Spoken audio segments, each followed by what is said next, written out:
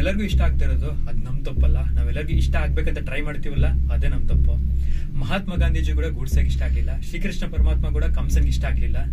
ನೀವೆಲ್ಲರಿಗೂ ಇಷ್ಟ ಆಗ್ಬೇಕಂತ ಹೇಳಿದ್ರೆ ತಾಜ್ ಮಹಲ್ ತರ ಸಮಾಧಿ ಆಗಿರ್ಬೇಕು. ನೀವೆಲ್ಲರಿಗೂ ಇಷ್ಟ ಆಗ್ಬೇಕಂತ ಹೇಳಿದ್ರೆ ಗಾಳಿ ತರ ಯಾರು ಕಾಣಿಸದೇ ಇರಬೇಕು. ನೀವೆಲ್ಲರಿಗೂ ಇಷ್ಟ ಆಗ್ಬೇಕಂತ ಹೇಳಿದ್ರೆ ಸೂರ್ಯನ್ ತರ ಉರಿತಾ ಇರಬೇಕು. ನೀವೆಲ್ಲರಿಗೂ ಇಷ್ಟ ಆಗ್ಬೇಕು ಅಂತ ಹೇಳಿದ್ರೆ ಚಂದಮಾವನ್ ತರ ಯಾರಿಗೂ ಸಿಗ್ದಂಗೆ ದೂರವಾಗಿರ್ಬೇಕು. ನಾವೆಂತ ಸಾಧಾರಣ ವ್ಯಕ್ತಿಗಳು, ನಾವು ನಮ್ ತರನೇ ಇರೋಣ, ನಿಜಾಯಿತಿಯಿಂದ ಇರೋಣ, ನಮ್ಮನ್ನ ಇಷ್ಟಪಡೋರ ಜೊತೆಲಿ ಸಂತೋಷವಾಗಿರೋಣ. ನಮಸ್ತೆ ಅವ್ರನ್ನ, welcome back to the radio Ramesh Kumar YouTube channel. I hope you are doing absolutely great. Cute couples ಇರ್ತಾರೆ, ತುಂಬ ವರ್ಷಗಳಾಗಿರುತ್ತೆ ಮದುವೆ ಆಗಿಬಿಟ್ಟು, ಇನ್ನೂ ಮಕ್ಕಳಾಗಿರಲ್ಲ. ಅವ್ರು ಹೋಗ್ದಿರೋ ಹಾಸ್ಪಿಟಲ್ ಇರಲ್ಲ, ಹೋಗ್ದಿರೋ ದೇವಸ್ಥಾನ ಇರಲ್ಲ, ಎಲ್ಲ ಕಡೆ ಹೋಗ್ತಿರ್ತಾರೆ, ನೋಡ್ಕೊಂಡು ಬರ್ತಿರ್ತಾರೆ. ಆದರೆ ಮಕ್ಕಳಾಗ್ತಿರಲ್ಲ. ತುಂಬ ವರ್ಷಗಳಾದಮೇಲೆ ಒಂದು ಮಗುಗೆ ಜನ್ಮ ಕೊಡ್ತಾರೆ. ಆ ಪಾಪನೂ ಅಷ್ಟೇ ತುಂಬ ದುಂಡುಗಿರ್ತದೆ, ಗಂಡು ಹುಡುಗನ ಜನ್ಮ ಕೊಡ್ತಾರೆ. ಅದಾಗಿ ತುಂಬ ವರ್ಷಗಳಾದಮೇಲೆ ಇನ್ನೊಂದು ಪಾಪಗೆ ಜನ್ಮ ಕೊಡ್ತಾರೆ. ಆ ಪಾಪು ಈ ಸತಿ ತುಂಬ ವೀಕ್ ಆಗಿರ್ತದೆ. ಆ ಪಾಪನೂ ಗಂಡು ಹುಡುಗನೇ ಆಗಿರ್ತದೆ. ಆ ಮಕ್ಕಳು ದೊಡ್ಡವ್ರು ಆಗ್ತಿರ್ತಾರೆ, ಸ್ಕೂಲ್ಗೆ ಹಾಕಿರ್ತಾರೆ. ಅವರಿಬ್ಬರು ಅಷ್ಟೇ ಒಂದೇ ಸ್ಕೂಲ್ಗೆ ಹೋಗಿ ಬರ್ತಿರ್ತಾರೆ, ಒಂದೇ ಹತ್ರ ಕೂತ್ಕೊಂತಾರೆ, ಒಂದೇ ಹತ್ರ ಊಟ ತಿಂತಿರ್ತಾರೆ, ಒಂದೇ ಹತ್ರ ಮಲ್ಕೊತಿರ್ತಾರೆ, ಒಂದೇ ಕಡೆ ಓಡಾಡ್ತಿರ್ತಾರೆ, ತುಂಬ ಕ್ಲೋಸ್ ಆಗಿರ್ತಾರೆ. ಅವರಿಬ್ಬರನ್ನೂ ನೋಡ್ಬಿಟ್ಟು ಅವರಮ್ಮ ಅವರಪ್ಪ ಅನ್ಕೊತಿರ್ತಾರೆ, ಇವರು ಈಗ ಎಷ್ಟೊಂದು ಕ್ಲೋಸ್ ಆಗಿದ್ದಾರೆ, ಇನ್ನೂ ತುಂಬ ವರ್ಷಗಳಾದ್ಮೇಲೆ ದೊಡ್ಡವಾಗ್ತಾರಲ್ಲ, ಆಗಲೂ ಅಷ್ಟೇ ಕ್ಲೋಸ್ ಆಗಿರ್ಬೇಕು ಅಂತ ಹೇಳ್ತಾರೆ. ಇವರು ಹಳ್ಳಿಲಿರ್ತಾರೆ. ಈ ಚಿಕ್ಕ ಹುಡುಗರಿಬ್ಬರು ಆಟಾಡ್ಕೊಳಕ್ಕೆ ಅಂತ ಹೇಳ್ಬಿಟ್ಟು ಹೊರಗಡೆ ಹೋಗ್ತಿರ್ತಾರೆ. ಒಂದಿನ ಇಬ್ಬರು ಹೊರಗಡೆ ಆಟಾಡ್ಕೊಳಕ್ಕೆ ಹೋಗಿರ್ತಾರೆ. ಬೆಳಗ್ಗೆಯಿಂದ ಆಟಾಡ್ಕೊತಿರ್ತಾರೆ, ಸಂಜೆ ಆಗುತ್ತೆ, ಸನ್ಸೆಟ್ ಆಗ್ತಿರ್ತಾರೆ, ಸೂರ್ಯ ಮುಳುಗ್ತಿರ್ತಾನೆ, ಇನ್ನೇನು ಕತ್ಲಾಗ್ತಾ ಬರ್ತಿರುತ್ತೆ. ಮನೆಗೆ ಹೋಗ್ಬೇಕಾಗಿರುತ್ತೆ. ಅಲ್ಲಿಂದ ಮನೆಗೆ ಬರ್ತಿರ್ತಾರೆ. ಬರಬೇಕಾದಾಗ ದಾರಿಯಲ್ಲಿ ಅವರನ್ನ ತುಂಬ ತೀಟ ಇರ್ತಾನೆ. ಒಂದು ಸಣ್ಣ ಬಾವಿ ಇರ್ತದೆ, ಆ ಬಾವಿಲಿ ನೋಡ್ಬೇಕಾದಾಗ ಅವರನ್ನ ಬಾವಿಲಿ ಬಿದ್ದೋಗ್ತಾನೆ.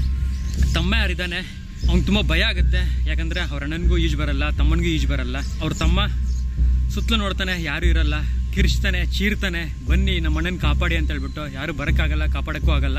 ಯಾಕಂತ ಹೇಳಿದ್ರೆ ಅಲ್ಲಿ ಸುತ್ತಲೂ ಯಾರು ಇರಲ್ವಲ್ಲ. ನೋಡ್ತಾನೆ, ಅರೆ ನನ್ನ ಕಣ್ಮುಂದೆ ನಮ್ಮ ಅಣ್ಣ ಸತ್ತೋಗ್ತಾನಲ್ಲ ನೀರಲ್ಲಿ ಬಿದ್ದೋಗ್ಬಿಟ್ಟು ಅಂತ ಹೇಳ್ಬಿಟ್ಟು ನೋಡ್ತಾನೆ. ಅತ್ತಾಯ್ತಾ ನೋಡ್ತಾನೆ, ಹೆಂಗಾದ್ರೂ ಸರ್ ನಮ್ಮ ಅಣ್ಣನ ಕಾಪಾಡಲೇಬೇಕು ಅಂತ ಹೇಳ್ಬಿಟ್ಟು ಪಕ್ಕದಲ್ಲಿ ಬಕೀಟು ಒಂದು ಹಗ್ಗ ಇರ್ತದೆ, ಅದನ್ನ ನೀರಿಗೆ ಎಸಿತಾನೆ. ಎಸೆದ್ಬಿಟ್ಟು ಹೇಳ್ತಾನೆ, ಅಣ್ಣ ನೀನು ಆ ಬಕೀಟ್ನ ಗಟ್ಟಿಗೆ ಹಿಡ್ಕೊ, ನಾನು ನಿನ್ನ ಸೇವ್ ಮಾಡ್ತೀನಿ ಅಂತ ಹೇಳಿದ ತಕ್ಷಣ ಅವರಿಬ್ಬರು ಹೊರಗಡೆ ಬಂದ್ಬಿಡ್ತಾರೆ, ಬಕೀಟು ಅವರಣ್ಣ. ಸೊ ಹೊರಗಡೆ ಬಂದಿದ್ದ ತಕ್ಷಣವೇ ಅವರಣ್ಣ ಯಾರಿದ್ದಾನೆ ಗಟ್ಟಿಗೆ ಹಗ್ ಮಾಡ್ಕೊತಾನೆ. ನನ್ನ ತಮ್ಮ ನನ್ನ ಸೇವ್ ಮಾಡ್ದ ಅಂತೇಳ್ಬಿಟ್ಟು, ನನ್ನ ಜೀವ ಕಾಪಾಡ್ದ ಅಂತೇಳ್ಬಿಟ್ಟು ಗಟ್ಟಿಗೆ ಹಗ್ ಮಾಡ್ಕೊತಾನೆ. ತುಂಬ ಖುಷಿ ಆಗುತ್ತೆ, ನನ್ನ ತಮ್ಮ ನನ್ನ ಸೇವ್ ಮಾಡ್ದ ಅಂತೇಳಿ. ಸರಿ, ಹೊರಗಡೆ ಬಂದಿದ್ದ ತಕ್ಷಣ ಅವರಣ್ಣ ಹೇಳ್ತಾನೆ, ಈ ವಿಷಯ ಮನೇಲಿ ಹೇಳೋದು ಬೇಡ, ಹೇಳಿದ್ರೆ ನಮ್ಮನ್ನು ನೆಕ್ಸ್ಟು ಹೊರಗಡೆ ಕಳಿಸಲ್ಲ ಆಟಾಡ್ಕೊಳ್ಳೋಕ್ಕೆ, ಯಾರಿಗೂ ಹೇಳೋದು ಬೇಡ ಅಂತೇಳ್ಬಿಟ್ಟು ಅಲ್ಲಿಂದ ಮೂವ್ ಆಗ್ತಾರೆ. ಮನೆಗೆ ಬರ್ತಾರೆ. ಬಂದಿದ್ದ ತಕ್ಷಣ ಅವರಮ್ಮ ಕೇಳುತ್ತೆ, ಏನಿದು ಬಟ್ಟೆ ಎಲ್ಲ ಒದ್ದೆ ಆಗಿದೆ ಅಂತೇಳ್ಬಿಟ್ಟು. ಅವರಮ್ಮ ಚಿಕ್ಕಂದಾಗಿಂದ ನಿಜ ಹೇಳಬೇಕು, ನಾವು ಯಾವತ್ತೇ ಆಗಲಿ, ಯಾವ ಸಿಚುವೇಶನಲ್ಲಾದರೂ ಇರಲಿ, ನಾವು ನಿಜನೇ ಹೇಳಬೇಕು ಅಂತ ಹೇಳ್ಬಿಟ್ಟು ಈ ಥರ ಮೋಟಿವೇಶನ್ ಕೊಟ್ಟು ಬೆಳೆಸಿರುತ್ತೆ. ಅವ್ರ ಅಮ್ಮನ ಫೇಸ್ ನೋಡಿದ ತಕ್ಷಣ ಅವ್ರಿಗೊಂಥರ ಸುಳ್ಳು ಹೇಳೋದಕ್ಕೆ ಮನಸ್ಸು ಒಪ್ಪದೆ, ಆ ಚಿಕ್ಕ ಹುಡುಗ ಯಾರಿರ್ತಾನೆ ಅವ್ನು ಹೇಳ್ಬಿಡ್ತಾನೆ, ಅಮ್ಮ ಈ ಥರ ನಾವು ಬೆಳಗ್ಗೆ ಆಟಾಡ್ಕೊಳಕ್ಕೆ ಹೋಗಿದ್ದು, ಅಣ್ಣ ಬಾವಿಲಿ ನೋಡಿದ್ರು, ಇದ್ದಕ್ಕಿದ್ದಂಗೆ ಬಾವಿಲಿ ಬಿದ್ದೋದ್ರು, ಅಣ್ಣ ನಾನು ಸೇವ್ ಮಾಡ್ದೆ ಅಂದಿದ ತಕ್ಷಣ ಅವರಮ್ಮ, ಹೌದಾ ಸರಿ, ನೀವು ಹೊರಗಡೆ ಆಟಾಡ್ಕೊಳಕ್ಕೆ ಹೋಗಿದ್ದೀರಲ್ಲ, ಹೋಗಿ ಸ್ನಾನ ಮಾಡ್ಕೊಂಡು ಬನ್ನಿ, ಊಟ ಬಡಿಸ್ತೀನಿ, ತಿನ್ನಿ ಅಂತ ಹೇಳ್ತಾರೆ. ಅಂದರೆ ಅವರಮ್ಮ ಅದನ್ನ ಸೀರಿಯಸ್ ಆಗಿ ತೊಗೊಳಲ್ಲ, ಅದು ನಂಬೋದಿಲ್ಲ.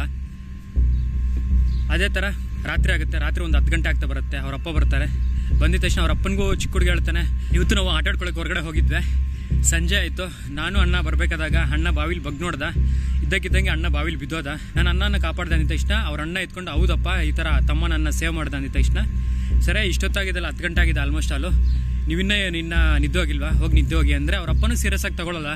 ನೆಕ್ಸ್ಟ್ ಡೇ ಬೆಳಗ್ಗೆ ಸ್ಕೂಲ್ಗೆ ಹೋಗ್ತಾರೆ.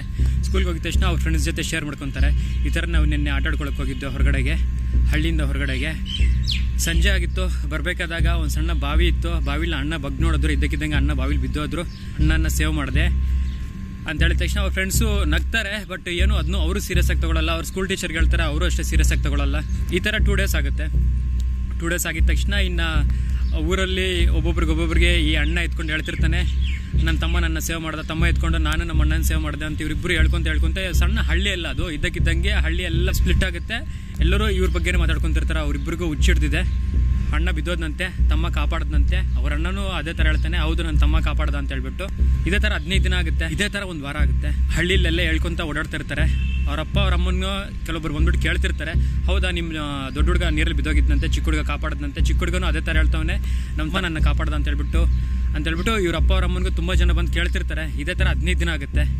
ಒಂದು ತಿಂಗಳಾಗುತ್ತೆ. ಒಂದು ತಿಂಗಳಾಗಿದ ತಕ್ಷಣ ಅವ್ರ ಅಪ್ಪ ಅವ್ರ ಅಮ್ಮನಿಗೆ ಭಯ ಹತ್ಕೊಂಡ್ಬಿಟ್ಟು, ಏನೋ ನೀವು ಏನು ಹೇಳ್ತಿದ್ರೆ ಎಲ್ಲರಿಗೂ, ಎಲ್ಲರೂ ಬಂದ್ಬಿಟ್ಟು ನಮ್ಮನ್ನು ಕೇಳ್ತಿದ್ದಾರೆ, ನಿಜನಾ ಇದು ಏನು ನಡೆದಿದೆ, ನಡಿ ಇದೆಲ್ಲ ಆಗೋ ಕೆಲಸ ಅಲ್ಲ ಅಂತ ಹೇಳ್ಬಿಟ್ಟು ಆ ಊರಲ್ಲಿ ಒಂದು ಹಳ್ಳಿ ಇಲ್ಲ ಅದು, ಅಲ್ಲಿ ಒಬ್ಬ ಸ್ವಾಮೀಜಿ ಗುರೂಜಿ ಥರ ಇರ್ತಾರೆ, ಅಲ್ಲಿ ಕರ್ಕೊಂಡು ಹೋಗ್ತಾರೆ. ಒಂದು ಸ್ವಲ್ಪ ಬುದ್ಧಿವಾದ ಹೇಳಿ, ಧೈರ್ಯ ಹೇಳಿ ಅಂತ ಹೇಳ್ಬಿಟ್ಟು ಅವ್ರು ಅಲ್ಲಿಗೆ ಹೋಗಿದ ತಕ್ಷಣ ಅವ್ರ ಅಪ್ಪ ಅವರಮ್ಮ ಏನು ಹೇಳಲ್ಲ, ಈ ಚಿಕ್ಕ ಹುಡುಗನಿಗೆ ಬಿಡ್ತಾರೆ, ಏನು ನಡೆದಿದೆ ಹೇಳಪ್ಪ ಅಂತೇಳಿ.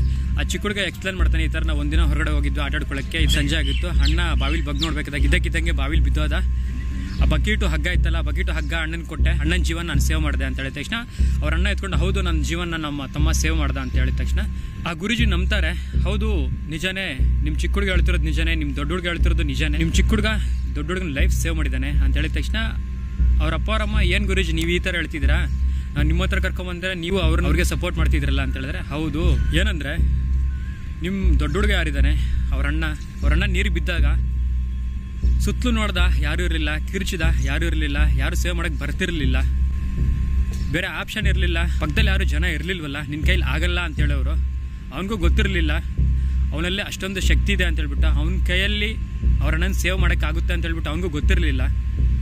ಅವನು ಹಗ್ಗ ಬಕೆಟ್ ನೀರಿಗೆ ಹಾಕ್ದ, ಅವರನ್ನ ಗಟ್ಟಿಗೆ ಇಟ್ಕೊಂಡ, ಶಕ್ತಿ ಇಟ್ಟು ಹೇಳ್ದ, ಇಬ್ಬರು ಹೊರಗಡೆ ಬಂದುಬಿಟ್ರು, ನಿಮ್ಮ ದೊಡ್ಡ ಹುಡುಗ ಇವತ್ತು ಜೀವಂತವಾಗಿದ್ದಾನೆ. ಕತೆ ಇಲ್ಲಿಗೆ ಹೆಂಡಾಗುತ್ತೆ. ಈ ಸ್ಟೋರಿ ನೋಡಿ ಎಷ್ಟೊಂದು ಬ್ಯೂಟಿಫುಲ್ ಆಗಿದೆ. ಬಟ್ ನಮ್ಮ ಲೈಫಲ್ಲಿ ನೋಡಿ 100 ಜನ ಫ್ರೆಂಡ್ಸ್ ಇರ್ತಾರೆ, ನಾವೇನಾದರೂ ಒಂದು ಕೆಲಸ ಮಾಡಬೇಕು ಅಂತ ಹೇಳಿದ್ರೆ ಅವ್ರು ಹೇಳ್ತಿರ್ತಾರೆ, ನಿನ್ನ ಕೈಲಿ ಆಗಲ್ವೋ. ಇನ್ನು ಕೆಲವೊಬ್ಬ ಫ್ರೆಂಡ್ಸ್ ಇರ್ತಾರೆ, ಎಸ್ ಮಗ ನಿನ್ನ ಕೈಲಿ ಆಗುತ್ತೆ, ಡೆಫಿನೆಟ್ಲಿ ನೀನು ಮಾಡೇ ಮಾಡ್ತೀಯ ಅಂತ ಹೇಳ್ಬಿಟ್ಟು.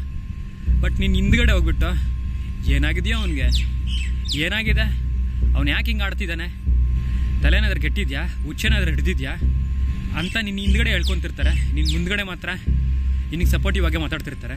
ಸರ್ಕಾಯಿಸ್ಟಮ್ ಅಂತಾರಲ್ಲ, ಗೇಲಿಯಾಗಿ ನಕ್ಕೊಂತ. ಆ ಫಸ್ಟ್ 100 ಜನ ಫ್ರೆಂಡ್ಸ್ ಅಂತ ಹೇಳಿದ್ನಲ್ಲ, ಅವ್ರು ಬಂದ್ಬಿಟ್ಟು ನಿಮ್ಗೆ ಡೈರೆಕ್ಟಾಗಿ ಹೇಳ್ತಾರೆ, ನಿನ್ನ ಕೈಲಿ ಆಗಲ್ವೋ ಅಂತ ಹೇಳ್ಬಿಟ್ಟು. ನೀವು ಅವ್ರ ಮಾತು ಚಾಲೆಂಜಾಗಿ ತೊಗೊಂಡ್ಬಿಟ್ಟು, ನನ್ನ ಕೈಲಿ ಆಗುತ್ತೆ ಅಂತ ಹೇಳ್ಬಿಟ್ಟು ನೀವು ಮಾಡಿ ತೋರಿಸ್ತೀರಾ. ಆದರೆ ಸೆಕೆಂಡ್ ಟೈಪ್ ಫ್ರೆಂಡ್ಸ್ ಇರ್ತಾರಲ್ಲ, ಎಸ್ ಮಗ ನಿನ್ನ ಕೈಲಿ ಆಗುತ್ತೆ ಅಂತ ಹೇಳ್ಬಿಟ್ಟು ನೀನು ಹಿಂದ್ಗಡೆ ಬಂದ್ಬಿಟ್ಟು ಅವ್ನು ತಲೆ ಕೆಟ್ಟಿದ್ಯೋ, ಅವ್ನು ಹುಚ್ಚಿಡ್ದಿದ್ಯೋ, ಒಂದು ಸರ್ಕಾಯಿಸ್ಟಮ್ ಗೇಲಿಯಾಗಿ ನಗ್ತಿರ್ತಾರಲ್ಲ, ಇಂಥ ಮನುಷ್ಯರು ಇರ್ತಾರಲ್ಲ, ಇಂಥವ್ರಿಂದ ತುಂಬಾ ದೂರ ಇರಿ. ನಾವು ಅದೇ ಥರ ಚಿಕ್ಕ ಹುಡುಗರ ಥರ ಹಳ್ಳಿಯಿಂದ ಹೊರಗಡೆ ಹೋಗಿ, ಊರಿಂದ ಹೊರಗಡೆ ಹೋಗ್ಬಿಟ್ಟು ಇರೋಕ್ಕಾಗಲ್ಲ. ನಿಮ್ಮ ಫ್ರೆಂಡ್ಸ್ಗೆ ಹೇಳಿ, ಮಗ ಈ ಡಿಸೆಂಬರ್ ಒಳಗಡೆ ನಾನು ₹1 ಕೋಟಿ ಸಂಪಾದನೆ ಮಾಡ್ತೀನಿ ಅಂತ ಹೇಳ್ಬಿಟ್ಟು. ಅವ್ನು ನಿನಗೆ ಹೇಳ್ಬಿಡ್ತಾನೆ, ಡೈರೆಕ್ಟಾಗಿ ಮಗದ ಮೇಲೆ ಹೇಳ್ಬಿಡ್ತಾನೆ, ಮಗ ನಿನ್ನ ಕೈಲಿ ಆಗಲ್ಲ ಸಾಧನೆ ಮಾಡೋಕ್ಕೆ, ಆ ₹1 ಕೋಟಿ ಸಂಪಾದನೆ ಮಾಡೋಕ್ಕಾಗಲ್ಲ ಅಂತ ಹೇಳ್ಬಿಡ್ತಾನೆ. ಅವನು ನಿಮ್ಮ ಮೇಲೆ ನಂಬಿಕೆಗಿಂತ ಅವನ ಮೇಲೆ ನಂಬಿಕೆನೆ. ಅಂದರೆ ನಾನು ಕಾಮನ್ ಪರ್ಸನ್, ನನ್ನ ಕೈಲಿ ₹1 ಕೋಟಿ ಸಂಪಾದನೆ ಮಾಡೋಕ್ಕಾಗಲ್ಲ ಅಂದಮೇಲೆ ನನ್ನ ಜೊತೆಲಿರೋ ಫ್ರೆಂಡ್ ಕೈಲಿ ಏನಕ್ಕಾಗತ್ತೆ? ನಾನೊಬ್ಬ ಕಾಮನ್ ಪರ್ಸನ್, ನನ್ನ ಕೈಲಿ ಏನೂ ಆಗಲ್ಲ ಅಂದಮೇಲೆ ನನ್ನ ಫ್ರೆಂಡ್ ಏನಕ್ಕೆ ಸಾಧನೆ ಮಾಡೋಕ್ಕಾಗುತ್ತೆ?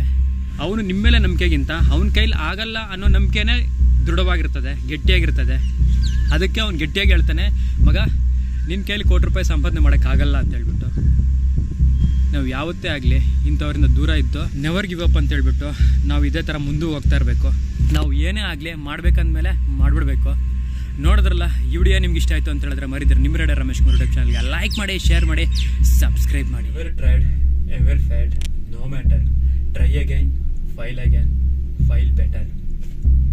The world is yours.